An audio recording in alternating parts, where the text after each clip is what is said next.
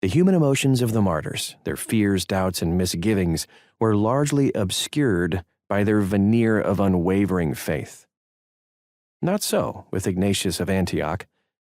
Here we meet a man whose raw soul is laid bare as he marches to his death in the Roman Colosseum. Ignatius was no fearless hero from a fiction novel. The personal letter he left behind reveals a man striving to hold on to courage as he faces the kind of death none of us can truly comprehend. In this text, we find no dramatic pagan conversions, no graphic descriptions of torture, no bold accusations thrown in the face of a tyrant. From the perspective of Ignatius's letter, all the tension and terror still lie ahead on the road to martyrdom. What we have here is a man contemplating his imminent and agonizing end, a man who longs to be faithful in his Christian witness, yet he wonders with gut-wrenching honesty whether he has what it takes to make good on his commitment. In this chapter, we will be given access to a martyr's inner mindset as the day of his death approaches. Chronologically, we have pressed the fast-forward button since the time of Peter and Paul.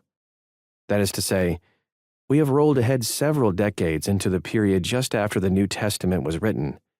Ignatius served as bishop of the church at Antioch during the early 100s AD. This Syrian city was not only a leading metropolis of the ancient world, but also a major center of the early Christian movement. It was in Antioch that the followers of Jesus were first called Christians. Acts chapter 11, verse 26, and the community there sponsored the Apostle Paul's missionary journeys. Though we do not know much about Ignatius's life, we should at least recognize he was pastoring Paul's home church, Acts chapter 13, verses 1 through 3, about 50 years after the apostle's death. All we know of Ignatius comes from the 7 letters he wrote while being carried in chains from Antioch to Rome. Somehow, he had run afoul of the Antiochian authorities for his Christian faith. A squad of cruel soldiers was escorting Ignatius from his hometown to the imperial capital along much the same route that Paul traveled on his 3rd missionary journey. When Ignatius's guards reached the city of Smyrna, they stopped for a while, allowing the local bishop Polycarp, still 4 decades away from his own dramatic martyrdom, to encourage Ignatius as he passed through town. Several neighboring churches of Asia sent representatives to visit him as well.